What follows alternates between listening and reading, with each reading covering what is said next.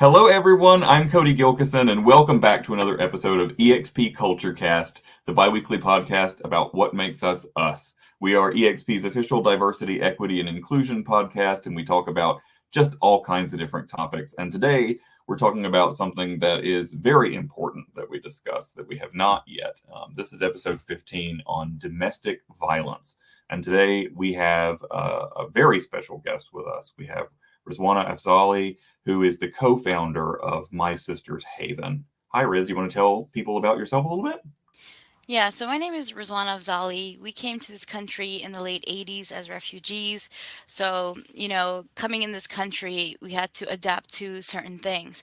Going into our culture of South Asian, not everyone does that, but abuse is definitely common in some of the households, growing up. Now, I personally haven't dealt directly with abuse, but I've seen it. And I think that causes a lot of trauma.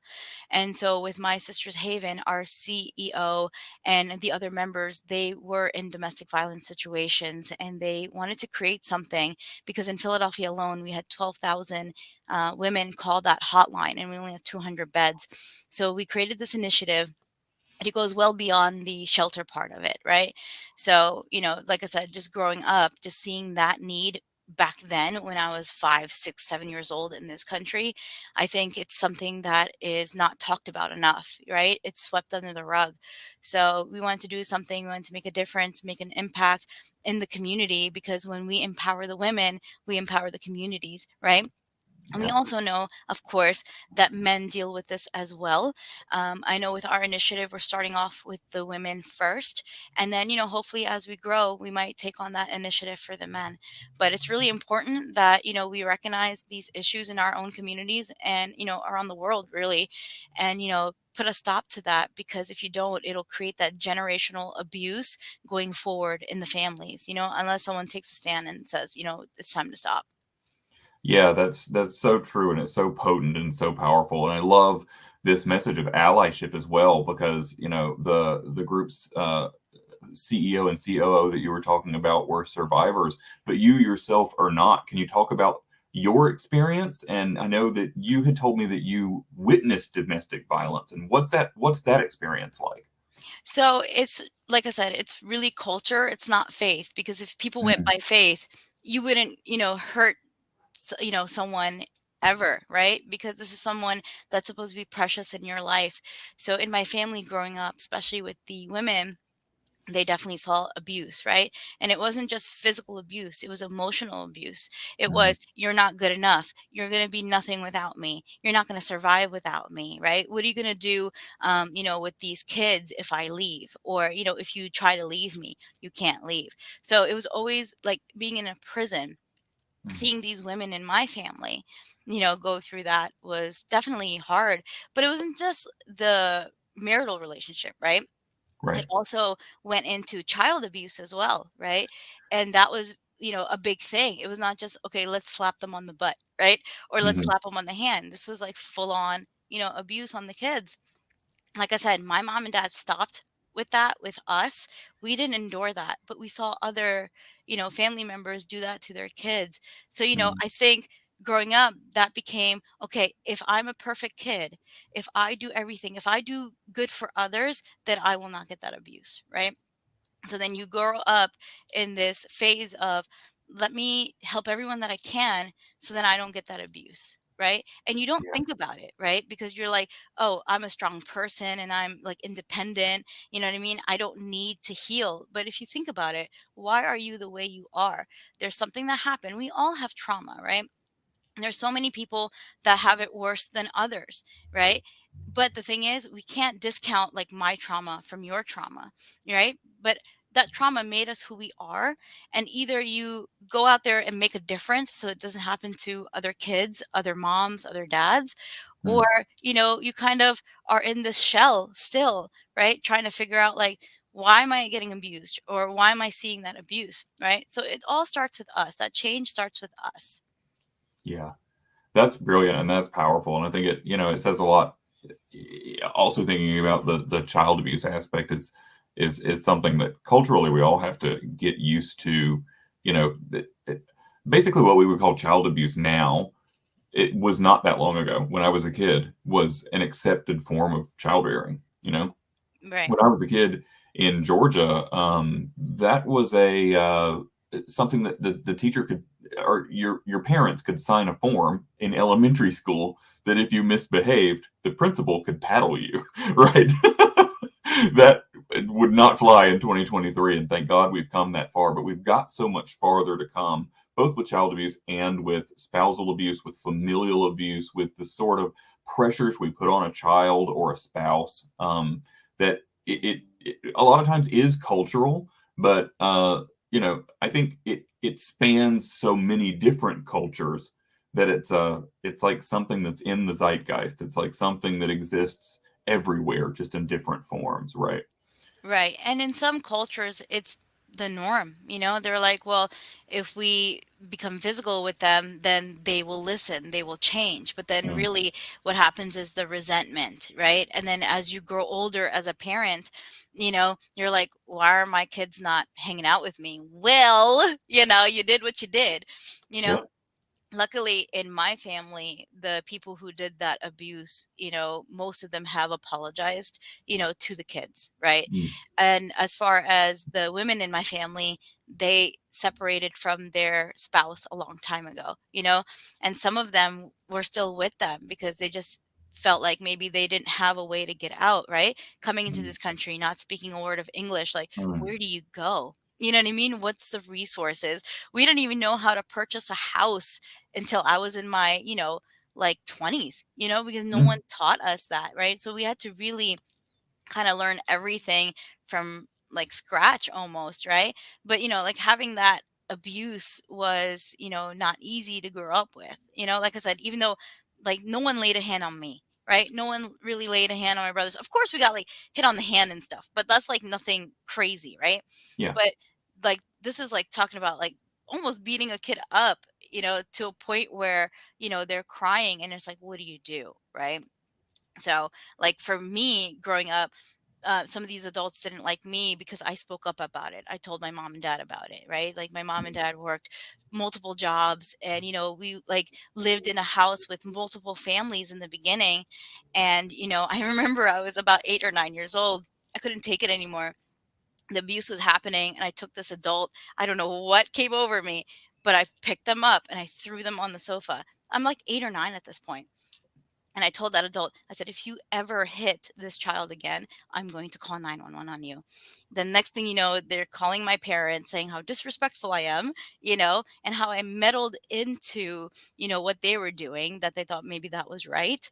And, my Mm, mom was like, well, good for you that you did that. I'm like, okay, at least yeah. I have a supporter here, right? Yeah, yeah. I That think was like, that paints a pretty vivid mental image, that right, that is right. is something that'll stick with me about the power. Yeah, yeah. Yeah, about just the power because, like when is enough enough, right? And Yeah. I'm like 8 or 9 years old and this adult is like, 50 or some years old, right? So that's kind of crazy. And then of course that family moved out, within a week because I think Mm, they were like, I don't need Rizwana to pick me up and throw me all over the place, you know?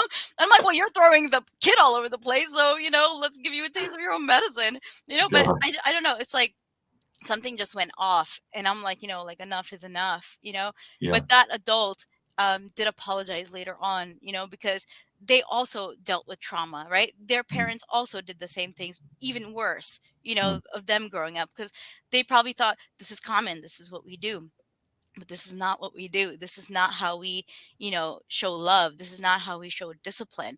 There's so many better ways to do so, right? yeah. Than to doing that. And again, it's a cultural thing in most countries.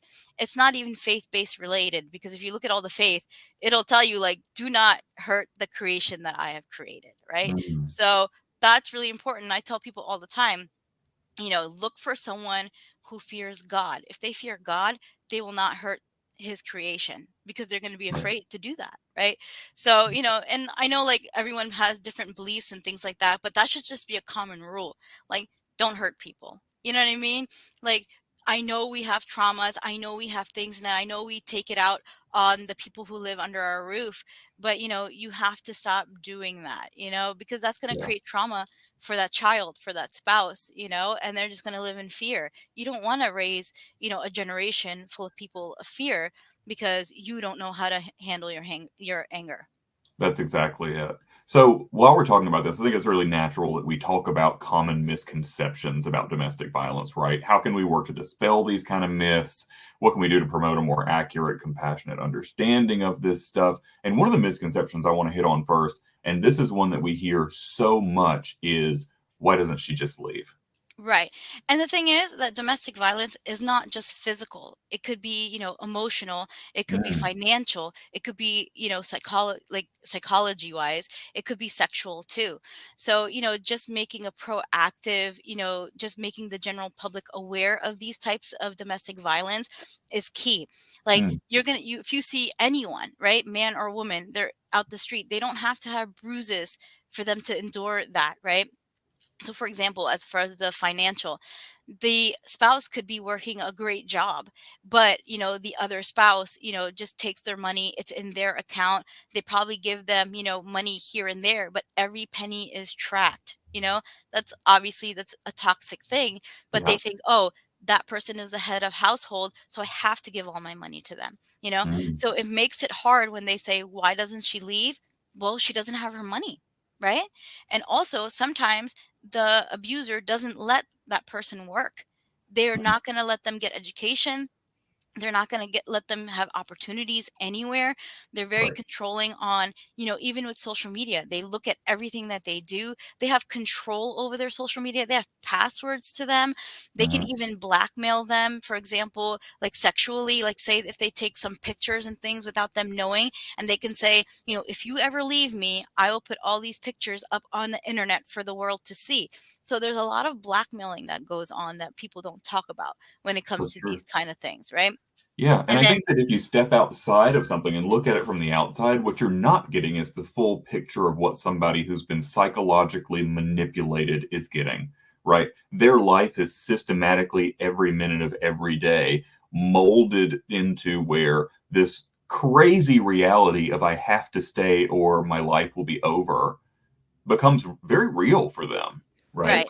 And especially if they have kids, right? They can Yeah. say, well, I make the money. I will take your kids. You will never see your kids ever again. That's another thing too, because a lot of the spouses, they stay because of their children. And it's something that, I've seen growing up.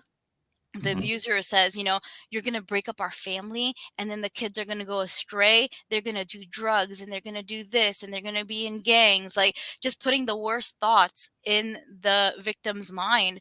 And they're like, Hmm. you know what? I think if I break up our family, I think that's what's going to happen. No, that's not what's going to happen. What the victim is not realizing is it's actually giving the kids trauma. And if the kids, depending on how they are and how, they grow up, either they will continue that abuse or they themselves will be abused because they think that's how they're going to be treated. They think that's normal. Like, okay, well, if I do something bad, then I'll get hit. Or if I do Yeah. something bad, then, he'll say or she'll say stuff like, you're not good enough. So I have to be good enough. And that's where the perfectionist part comes in, where Yeah. you become a people pleaser, right? So we don't look at these things because as the victim we are dealing with that own trauma, and then we think like, oh, we can't break up this family, I can't mess this up, then my kids are going to be messed up and they're going to blame me. Well, they're not going to blame you per se as the victim, but they might question, why didn't you leave? But they don't have, again, all the picture of what's going on. They don't know what's going on behind closed doors, right? They go Right. to bed at night, and then the parents, they don't hash it out, right? It's really the one abuser telling the victim what it is and how it is. So Mm, sometimes it's really, really hard, when it comes to all of this, because again, we don't know the whole picture. And then the abuser scares the victim to a point where she's cut off from her family, she's cut off from her friends, she's cut off from everyone, uh, and it's almost like that was her choice or that was his choice, to be cut off. But really, it was the abuser who threatened the victim, saying, you cannot talk to family, you cannot talk to friends. It's either me or them. Can't give an right. ultimatum like that. If someone Right. ever tells you to choose sides, you better run as fast as possible. Yeah, exactly. That could not be a clearer point. If somebody tells you your family's out if you want to be with me, that's a big giant red flag. There's a lot of red flags you can see with a person. That's probably the biggest one. Right. You know, sidelining your family is huge. You know, Right. I've just finished the Netflix documentary Twin Flames Universe Escape. Have you seen this thing? No, So not yet. I have so many Netflix documentaries that I'm so behind on, but I know I've heard of it. So I'm like, it's very, the only reason I bring this up, and it's not spoilers or anything like that, and you don't have to have seen it to understand where I'm coming from. But all of this really, it mirrors the type of mentality that a member of a cult has, right?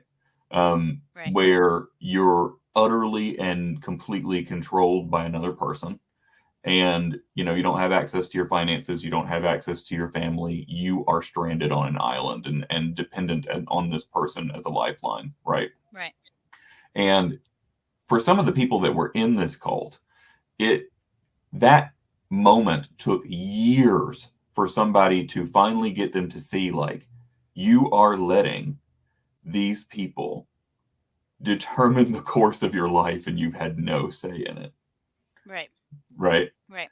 And um it's really like, setting them up for that, right? It doesn't all start with abuse in the beginning, right? mm, It leads up to that, right? The love bombing, like I'm Prince Charming, and then everyone sees that as well. And they're like, "Oh my gosh, you're so blessed with this person, such an amazing person. I wish I had a person like that." No, you don't, right? Because yeah, right. behind closed doors, you don't know what they're doing. So they put this facade out there that they're the hero, right? That they rescued you from whatever life you were leading, you know? And so then that kind of becomes hard because when you do try to tell your family and friends, you're like, "You're a liar," right? They like straight up tell you to your face, "You're a liar. He's the best thing that's ever happened to you. What are you talking about? You're so ungrateful." I've heard that a lot with the victims. Mm. They've said that, people tell me, "I am so ungrateful. He makes a six-figure income and you don't have to work and you're home and this and that." So the great thing about our brokerage here at eXp Realty, we actually have a nonprofit called Extend a Hand. So this is not just for natural disasters, health issues, family deaths, or divorce or emergency surgeries. They actually have a grant if you're going through domestic violence. And it's not just for agents, it's for staff as well. So, if you're any part of eXp Realty, whether you're an agent or a staff, I highly recommend that you go to Extend a Hand nonprofit. And we actually have an EXP group and workplace for that as well.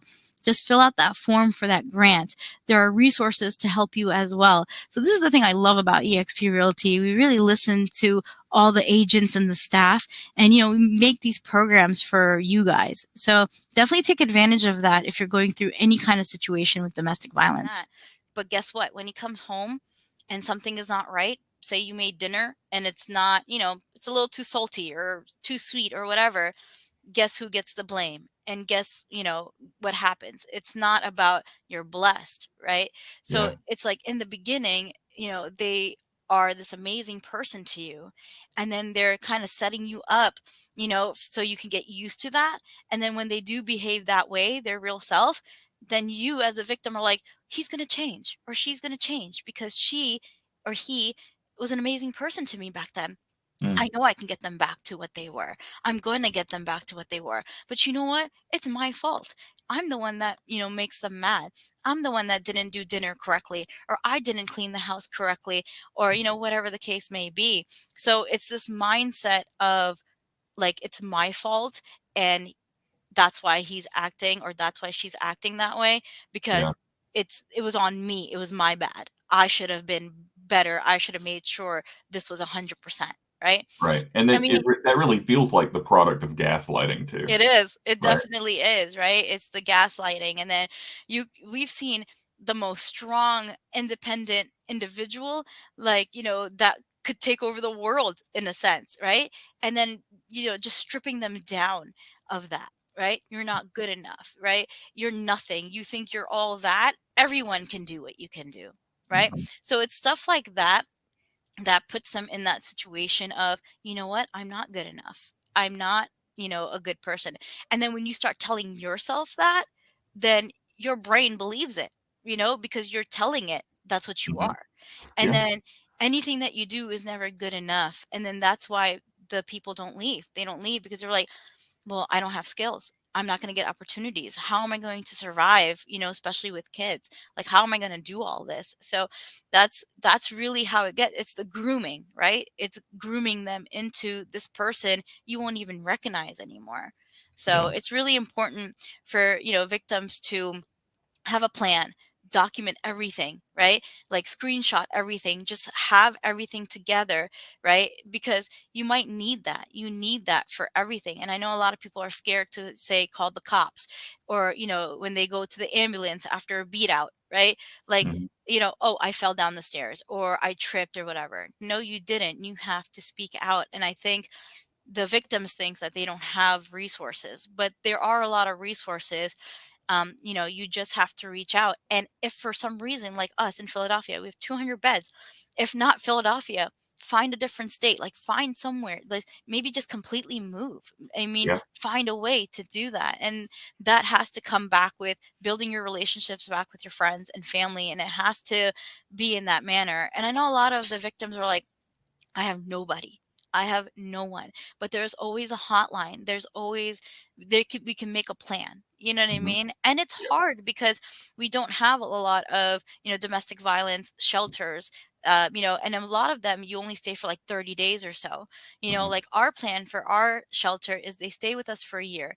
We give them daycare, we give them training, we even give them housing at the end. We're not talking about Section 8. We give them housing that is theirs, right? At the end of the 1 year, so we can make them independent. We do not want them to go back to their abuser. It is a big, big project because, like I Yeah. said, 12,000 called the hotline just in Philadelphia alone. So imagine all the other cities across the country, in the United States, in North America, just all over the world. Like, how many victims do we have? And because we don't really know that statistics, because people don't speak up.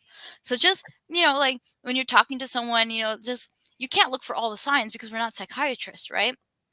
But it's the way they are, it's the way they talk, it's the way they behave. And you just ask them like, hey, are you okay? You can talk to me, you can trust me. And just be there for that person, because even though you didn't go through that abuse, maybe your childhood was not as traumatic as others, but you can be that light for them. You can give them that hope, you can give them that light, and you can direct them, right? Like for us, we started the My Sister's Haven. We don't have a shelter yet, right? We're working on all these pieces, but we do have other organizations that we, teamed up with, that were like, okay, go here, go there, go here. So, it's not just about just one organization. You can team up with multiple organizations to kind of get the same goal. That's all we want. I love We want that. It takes a everyone to village team up. mentality there. Right. That's I mean, just beautiful to like see how we, organizations working right. together. You're right. Just like how we collaborate here at eXp Realty, that collaboration needs to happen in these domestic violence organizations. It doesn't have to be a competition, right? Like my organization is not going to be better than yours. Like let's work together and see how we can build a massive organization together. Let's be allies, right? Because Yeah. that's how we thrive. You're not going to do anything by yourself, right? And I've said this in our rallies, in our regional rallies. In your business, you're in this business for yourself, but you're not by yourself. So that same concept has to be carried with domestic violence victims, right? You're living this life and you think you're by yourself, but you're not. You're not by yourself. There's so many people that went through what you went through. They went through all of the things. And even if someone like me was not abused, we saw that abuse. And so we need to change that, right? And a true person who really cares about their community will help out, right? Get volunteers for your organization, right? Yeah. Like rally up the troops.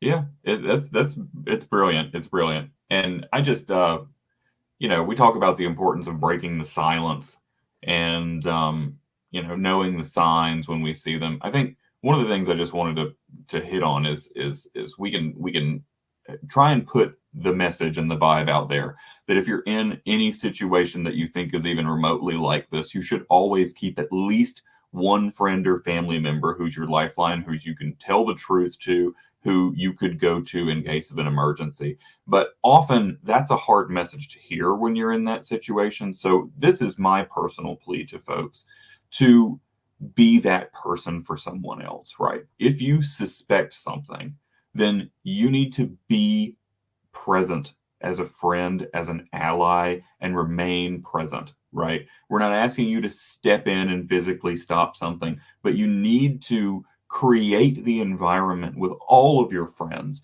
in case something like this were to happen to them, so that they know that they can come to you. I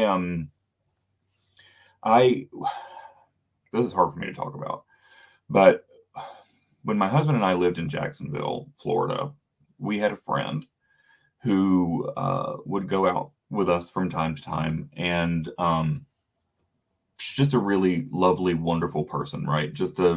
She worked at the bank with my husband Lee, and we started to notice uh, prior to one of our birthdays that once when we went out, she was a little drank a little more heavily than usual. And then another friend was like, I think she took something. And we were like, what is this? Where is this out of nowhere? And then um, it was like a little bit before our birthdays that we got a phone call that that she had been killed, and her father had shot her on her birthday. And then another friend of ours who was her supervisor at work came to us with the story that uh, she had come in late. It was a number of times that she'd been late to work, and she was told, we're going to have to let you go. And she, in response, rolled up her sleeves, and her arms were covered in bruises. And she said, please don't. He'll kill me. Right. And she had to, at that point, take that action. It was out of the manager's hands, but it was not long after that she was killed. And as it turns out, she was sort of raising her siblings on her own.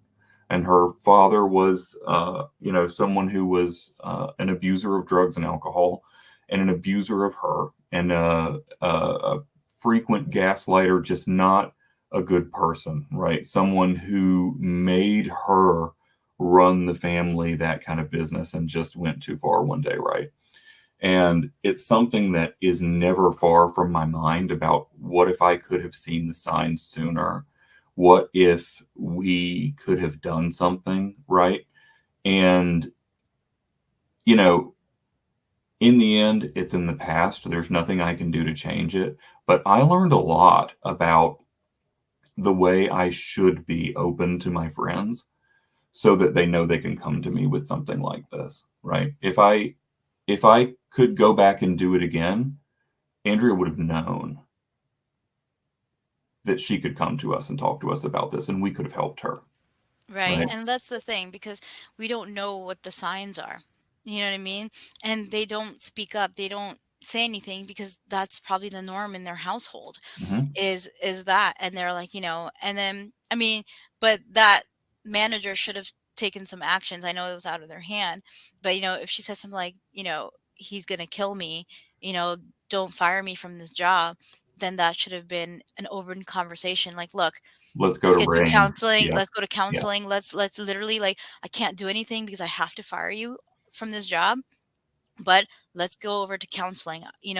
They go to human resources. Even though you're not here, let's just get you some help. Let's get you some, Yeah. some resources and things like that, right? But then also it's on, them as well. But sometimes, like I said, the gaslighting of you're not enough, you're not good enough, then the people, they don't seek the help. They don't even reach out for the help, because they were like, if I can't do anything about my situation, what is my friend going to do about my situation, right? Right, So, and exactly. And then with they this feel like it's a person, burden. yeah, and with this person, it was very much, she rarely got to go out and have fun on her own. So when she went out and had fun on her own, she put everything behind her, and she was able to be herself, right? Right. So there was no indication to us that anything was going on, because she was, when she was with us, experiencing the only tiny sliver of light that she had in her life, right? Right. And sometimes it's like that. Sometimes but I think it is important to know and ask the right questions, right? Right. If What you are see your something off, like if you see something off in your friend, just ask the question, just asking, "Hey, is everything okay at home? You can Mhm, trust me. Everything that we talk about, it's between us, and whatever needs to happen from this conversation, we're going to make it happen." Right? Just that conversation right there, a couple of sentences of just saying that will help out. See, the thing is, a lot of the people when they hear something like he's going to kill me, they just might think, "Oh, he's just going to get mad at her." mhm, He might just yell at her, but they don't really take it to the next step. Like, what do you mean he's going to kill you? Right? What do you mean by that? Even seeing the bruises on her arms and her wrist and things like that, they might not even put that together because they didn't experience that. So they don't even know what abuse looks like. You right? mhm. So it's just a matter of just asking extra questions and just being proactive with them. And the fact that she probably stayed because she was taking care of the siblings, and who knows, the siblings were probably being abused too. So she probably, if she was she the oldest? Mhm, Yeah. So she's like, I'm going to take all the hits. I'm going to be the protector of my siblings because I don't want them to have that. I don't want them to endure that from our dad.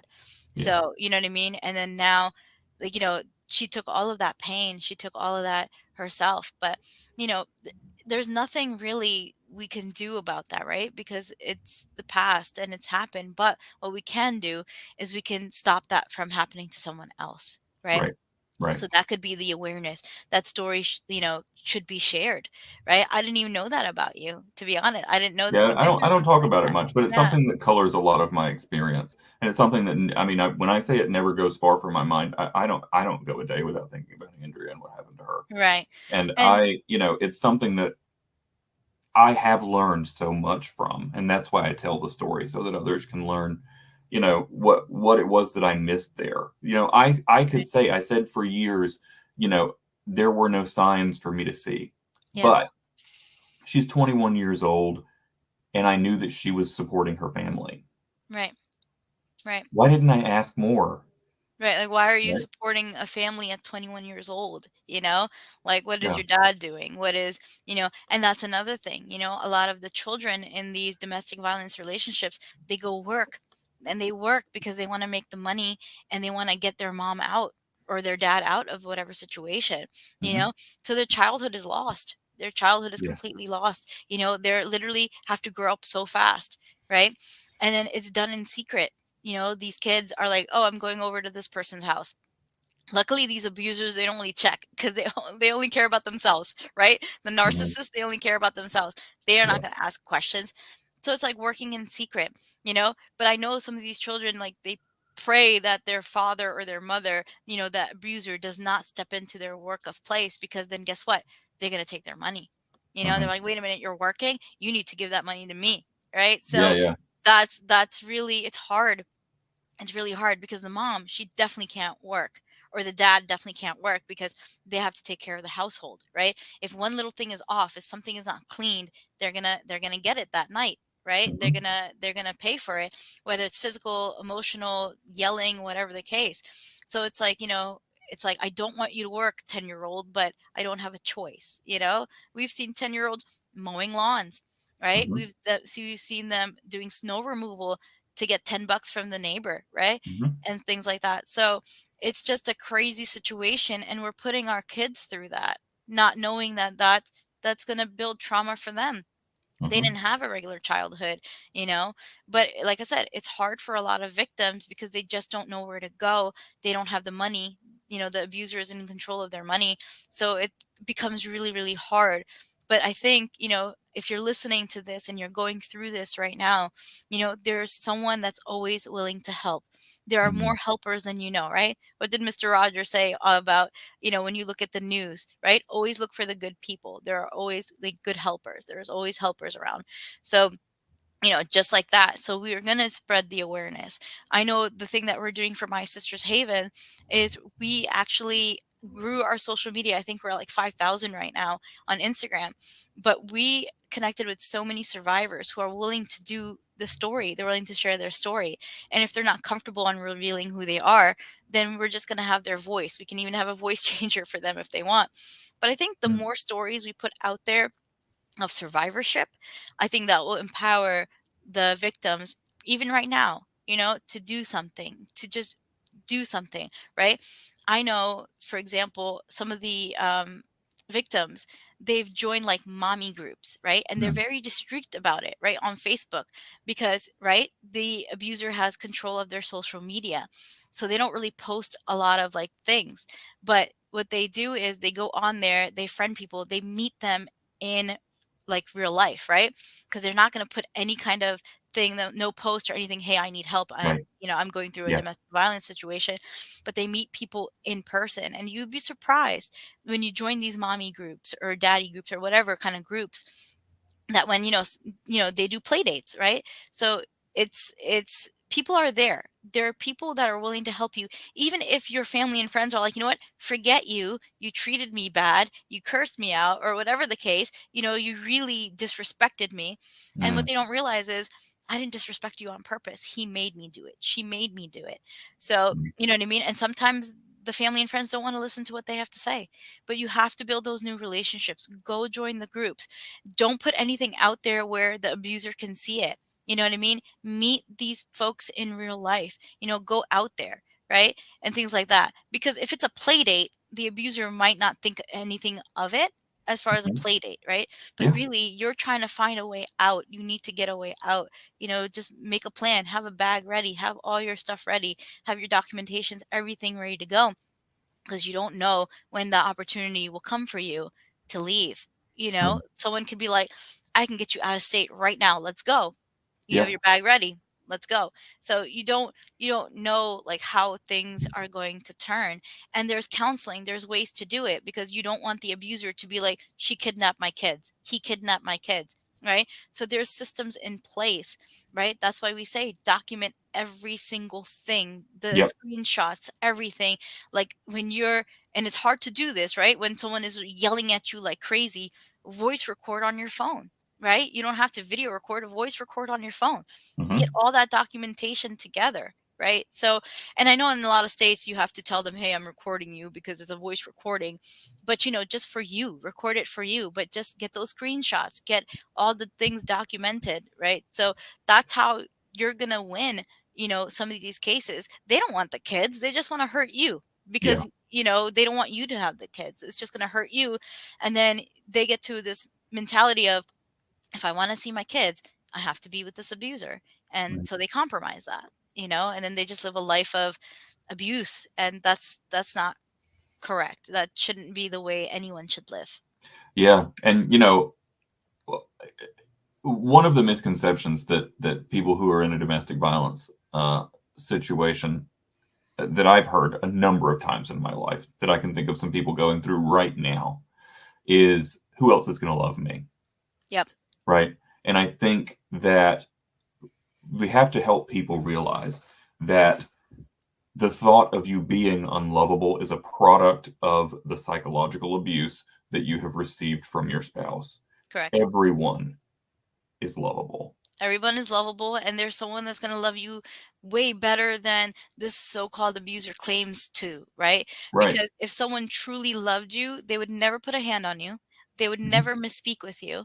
They would Mm. never do anything to hurt you at all. You know, Yeah.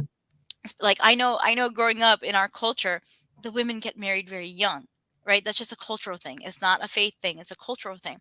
Mm. My grandma got married at 13. My mom got married at 14. I broke the norm. I got married at almost 28 years old, right? Because when I turned 13 years old, I was getting all these calls, right? And in our culture, in the South Asian culture, age doesn't matter apparently, right? So my grandma was 13 and she married a 55-year-old, Oh my. right? That's crazy to me. We're Yeah. like, I'm trying to convince her to write a book about this because that was insane. Yeah. Um, my mom was 14. She married an 18-year-old. Not bad, right? But still, at 14 being Still. married, right? Yeah. Like to an 18-year-old. If that was here in America, that would be like go to jail 18-year-old, right? Or Yeah. go to Correct. jail Right. 55-year-old, right? So, like they didn't really have choices, right? It was just like you're going to marry this person, and like it was not really given a choice to them at all. But what I'm saying is, in our culture, the thing with me, because I've seen the abuse with the women, with the kids. I remember it was some 40-year-old that called my house and was talking to my mom. I'm like, yeah, we want your daughter's hand in marriage. And my mom's like, get out of here. Like, you're the same age as me right now. Like, we're the same Yeah. age. Wow. And you're Yeah. like, no way. And then my mom told everyone who called, I don't know about your daughter, but my daughter is crazy talented. She is skilled. She's going to change the world. And I'm not going to put her through that. I'm not going to get her married. She's going to go to college. She's going to do a lot of things. I already know. And I know everyone says that about their kid, how special their kid is, but my kid is special, right? It really is that. Yeah. And so that was like empowering to me. I'm like, man, my mom is like awesome, right? Yeah. And even my dad like was telling people too, nope, she's not getting married at all. She has so many things she wants to do, and we're not going to get in her way. She's going to figure out who she is, what she wants to do, and then if she wants to get married, then she'll get married. And Hmm. I know, like, in our religion and our culture, like, we don't do dating, we don't do that. It was literally, it's called sit downs, right? We have the family come, and we interview each other, right? Like, okay, what do you do, like, what do you do, and what are you going to do for this marriage, right? That's how it is. And I Mm. remember that there was a lot of proposals that came to not just me, all the girls in my family. And the question that I always asked, or I said, it wasn't even a question. I said, if you ever hit me, if you ever try to gaslight me, if you ever try to do anything that feels wrong, I don't care if we have 10 kids, I am out. Right? I am Mm. independent. I've been working since 13 years old. I don't need anything from anyone. I can figure it out. Right? And that Mm. was the conversation that I had with these, I guess, suitors. And so it You're was my hero. I want a T-shirt with your face on it. yeah, because that was my thing, right?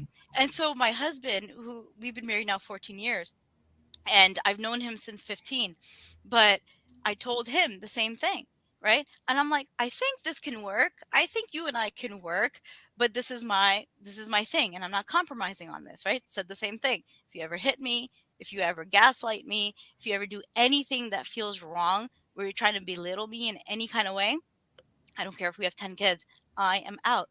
And he said to me, if my dad never hit my mom, why would I hit you? I was like, look, there's dads that don't hit their kids, but then the kids hit the wives and the spouses. So, that doesn't mean anything, what you just said right there. He's like, okay. Mhm. Okay. He's like, if Jesus didn't hit women, if Moses didn't hit women, if Abraham didn't hit women, if the prophet Muhammad didn't hit women, why would I hit women? And so that statement actually came from him, right? Mm. I fear God so much that I would never hurt his creation. I was like, Mm. okay. I was like, you got me a little convinced. I was like, okay, we'll Mm. see how it goes. And so, like I said, we've been married for 14 years. We have 3 kids under 12. And, sometimes he sees things that I don't. He's like, hey, that person is trying to take advantage of you, like, don't do that deal, or don't do this, or don't do that. So you have to find someone who's going to be your support all the way 100%. Like Mm. 100%. You have to do it like it's an interview. You have to interview that. You have to not ignore the red flags, right? Ask them about their childhood. Ask them about what they went through. Like, you have to have these deep conversations, because you're going to build a life with this person. You can't have that person destroy your life, Mm. for whatever the case. And if they have a lot of stuff going on, they need to go to therapy. They need to heal. Trust me. Like, Yeah. I'm the type of person, I'm like, I'll heal myself. I'll do everything. I'm fine or whatever. But like, you really need that help. I don't care what anyone says. And like, there's a lot of people that look at me like, you're so strong, you're so independent. Like, my gosh, I love how you have boundaries. I didn't have boundaries always, right? Mm. Because of people pleasing and stuff. I'm still people pleasing, right? I'm still like going above and beyond, and I'm leaving myself last. I should put myself first, because when I put Mm. myself first, I can get everyone else through that door with me, right? That's So true. that's really what it comes down to. You have to put yourself first, because when you put yourself first, you can take everyone else with you. Whether that's your kids, your business partners, like your amazing spouse, have an amazing spouse. Mhm. Don't just settle. It's better to be alone than to endure that type of abuse from anyone. You know It what I is. mean? So you have to really, really be picky with that, because all of us are extraordinary, whether you believe it or not. We all have amazing skills, we all can do a lot of like amazing things. But if you're stuck in that abuse and he's telling you or she's telling you you're not good enough, you're going to believe that, and then you're not going to go to your full potential of what you can do. Right? So that's why we have the 1 or 2%, because the 1 or 2%, they don't care what anyone thinks. They don't care, because they're like, I know who I am and I know what I need to do. We did a class on Monday with Path to Icon. And one of the speakers, Vanessa Nunez, has this I am statement. She has her chalkboard with permanent chalk. And, it's like, I am confident. I am, like this and that and this. It's like so many words of what she is. And she reads that every single day. It's on her desk, front and center, right? Mhm. So we need to have that I am statement. If you forgot who you are, remind yourself of who you are, who you used to be before this abuse, because no one deserves that type of treatment whatsoever. Mhm. Yeah, that's so true. One of the things that my mother, she got a divorce from my dad when I was 9, and I don't know that there was violence there, but he did cheat, right? Right. But what convinced her to get out of this relationship, which at very minimum was psychologically abusive, was she had this thing in her head of who else is going to love me. And my mom's mom, told her, okay, if the fairy tale romance sounds fake, think about the men you know at our church and how they treat their wives. And can't you find somebody that is all those things that you wish you had? So they do exist, right?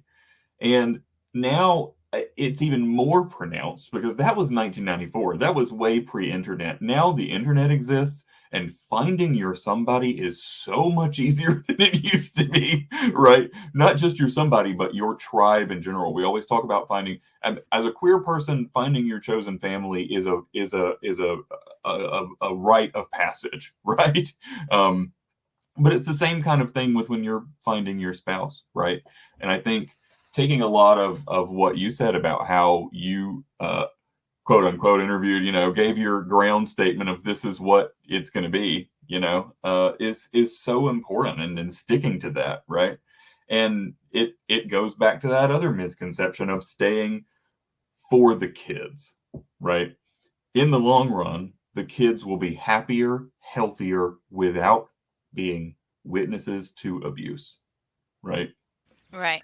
And that's the gaslight of it, right? Mhm. That if you leave, our kids are going to be messed up. If you leave, they're going to do drugs. They're going to join gangs. They're going to do this because you're taking away the major piece of the puzzle, right? They think they're the major piece of the puzzle because they, earn financially or whatever. You're not going to give them a good life. You guys are going to be poor, or you're going to be this, or you're going to be that. So it's just filling their heads up with all these, lies, because no, that's not true. I know so many women who are single, who have gotten out of that relationship, and they're doing so much better, and their abuser is still stuck where they are. They're still at their job. They're still, doing whatever, while she's making more than he is, right? And things like that. So it's like, don't ever let anyone talk you out of who you are, because like I said, everyone has the potential to thrive, right? We're not Mhm. here to survive, right? And that's a survivorship.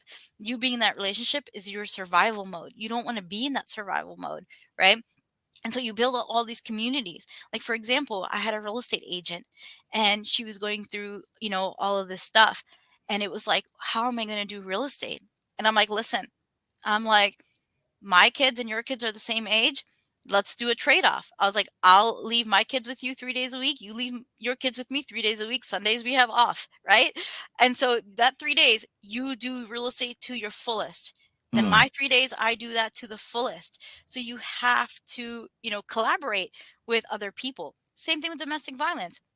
You find other moms, right? You find other dads, right? And you just build this village, right? What do we say about the village, right? It Yeah. takes, a village to raise a kid.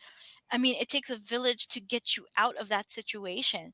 So you have to build that village. Again, join the groups, meet people in real life. Like just, say it's a play date or whatever. Try to just do that. And I know it's hard, especially if you don't have kids, right? Then what do you do? Like how would you do in that sense?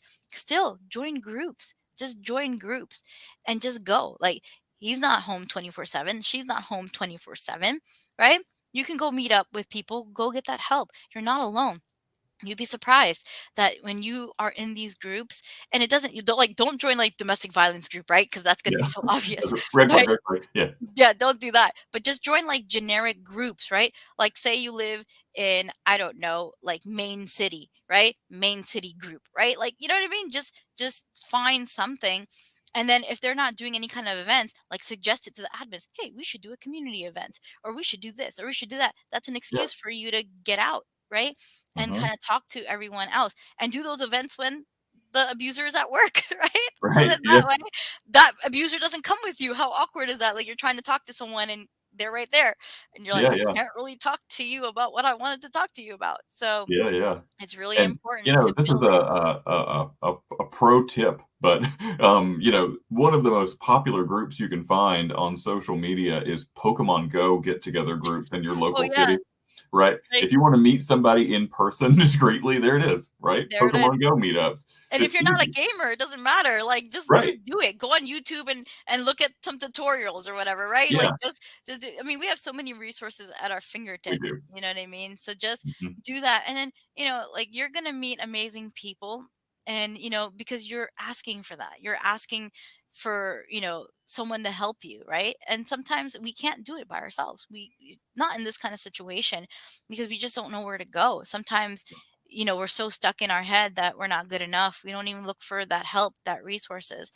And then it's going to be too late. It might be too late. There's so many victims that are not here with us anymore, right? Because we just didn't know how to deal with it or ask the right questions. And we honestly thought that nothing was going on. We're like, oh, she's independent. That's why she's taking care of her siblings. Or she's, so strong. That's why she is, doing what she's doing. And a mhm, lot of times, especially in our culture, it's like, oh, this is just a test. You know what I mean? You're going to pass with colors. No, this is not a test.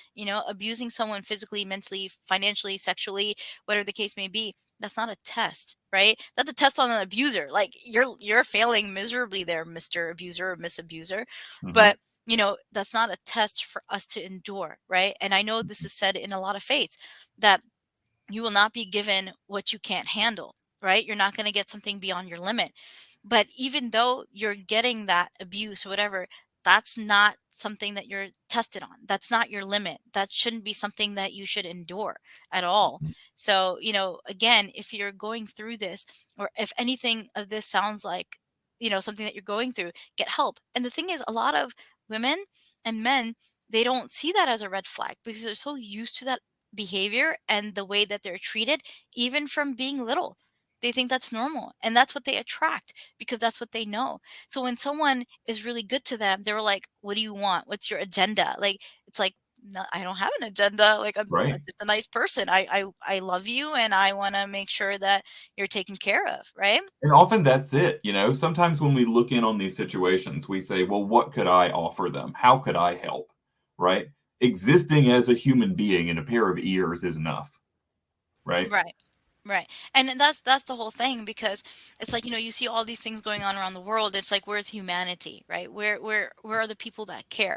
There are people that care. It's just like the news. In the news, you're not going to see good. You're going to see mostly bad, right? So it's like you want to create that environment, then be the good. Be the good for someone else.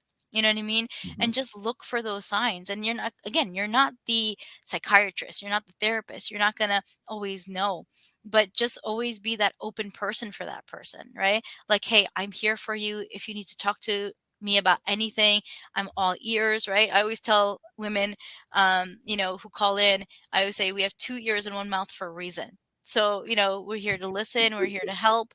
You know what I mean? Because at the end of the day, if we can make a difference in one person's life, if we can make that change in one person's life, they can sleep better at night, we can sleep better at night. But there's just so many people.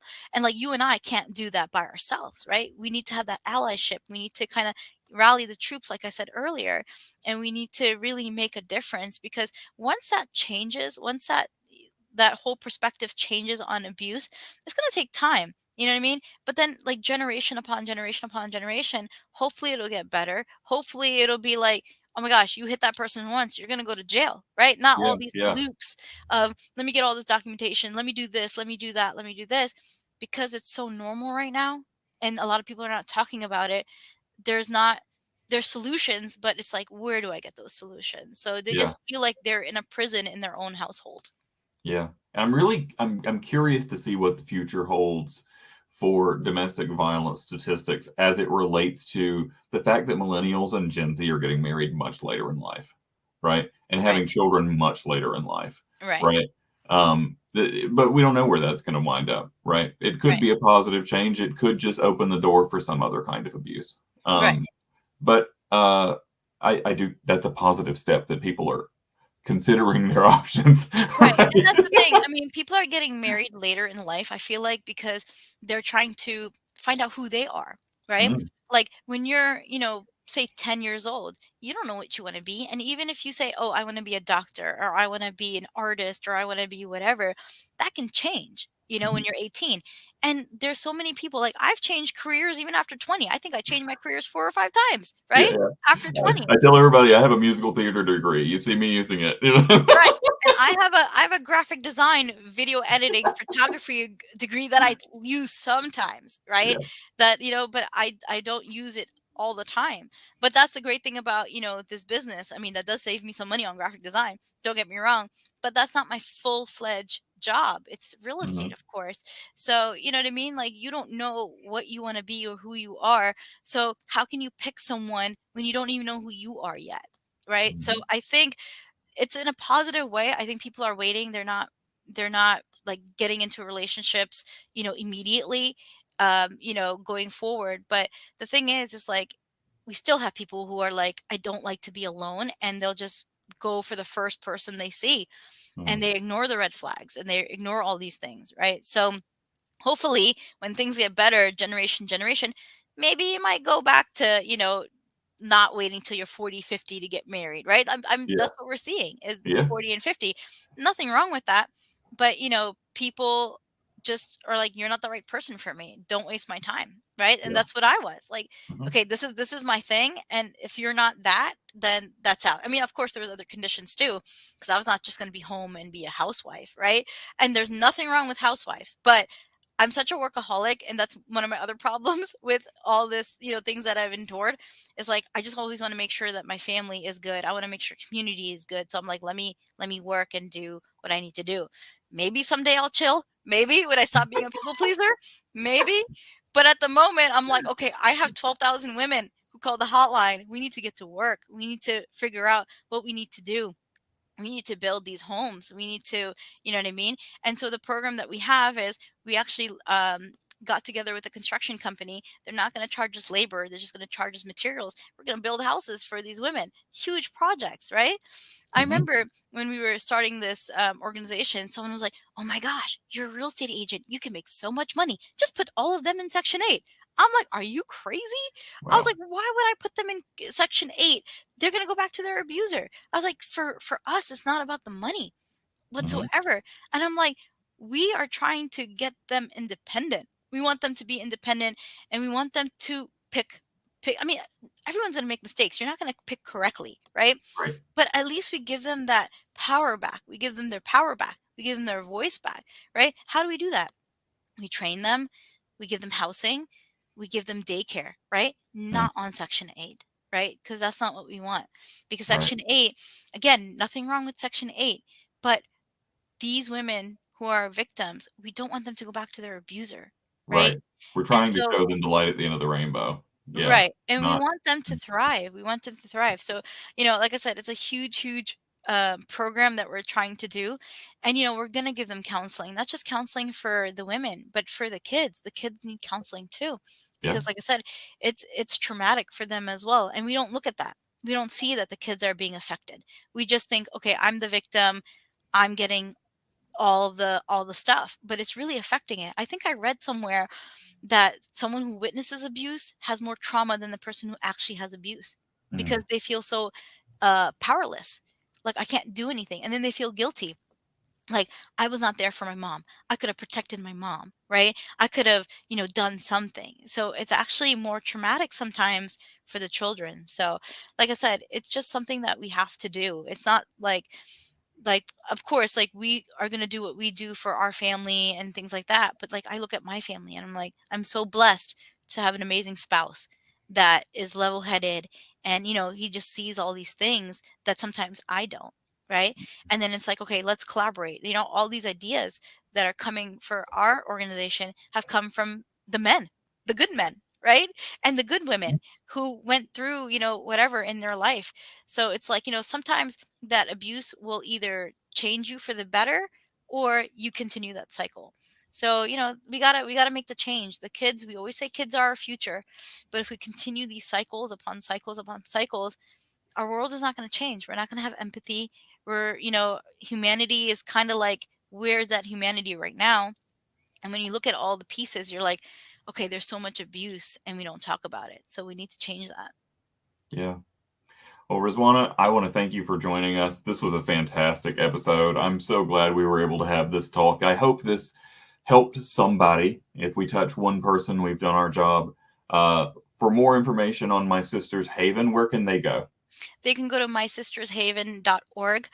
And then we have a donation tab, so you can either donate monthly or one time. Every little bit helps. But like I said, if we can structure our organization here in Pennsylvania like the way that we're doing, maybe we can help other domestic violence organizations do the same exact thing, right? Mm. Copy the model, right? Do the model. So that's what we want to do. Like, it's not just about My Sister's Haven. Yes, we have 12,000 women who called the hotline, but there's other cities that have the same statistics as us, or even worse. So we want to, make the change. It starts with one person, one organization, and then that builds a team.